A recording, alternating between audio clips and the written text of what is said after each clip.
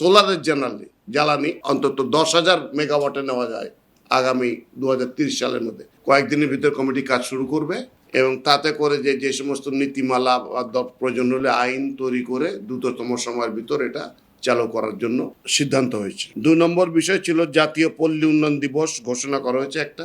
আগামী 6 জুলাই থেকে প্রতি বছর এটা আন্তর্জাতিকভাবেও করা হয়েছে যে জাতীয় পল্লী উন্নয়ন দিবস। এটা খ শ্রেণীভুক্ত একটা দিবস হবে, অর্থাৎ ছুটি থাকবে না, কিন্তু উদযাপন হবে এটা। আর 3 নম্বর সিদ্ধান্ত হয়েছে 7ই নভেম্বরকে পূর্বের মতো জাতীয় বিপ্লব ও সংহতি দিবস হিসেবে ঘোষণা করা। এটি একটি ক শ্রেণীভুক্ত দিবস হবে।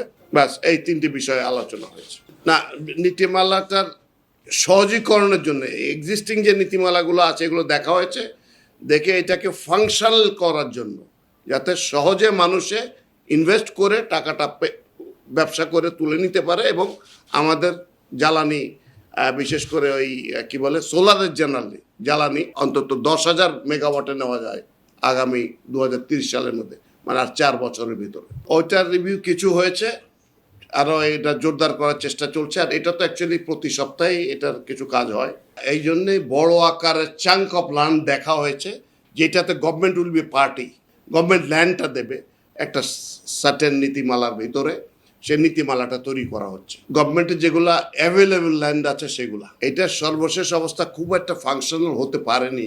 হয়তো আমাদের নিয়মের ভিতরে কিছু সমস্যা থাকতে পারে, যেটা হয়তো সাফিসিয়েন্টলি বেসরকারি সেক্টরকে অ্যাট্রাক্ট করতে পারে নাই, সেটা একটা কারণ হতে পারে, বা অন্য কোনো কারণও হতে পারে। তো ঠিক কারণটা আমরা জানি না, কিন্তু এইটাকে ফাংশনাল করার চেষ্টা করা হচ্ছে।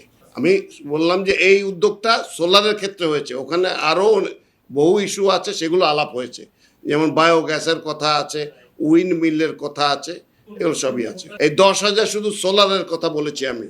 অন্যান্য আমি তো আপনাকে প্রথমেই বলেছি যে এটা সোলারের জন্য 10,000 আগামী 2030-এর মধ্যে শুধু সোলার দিয়ে 10,000 করতে যাচ্ছি আমরা।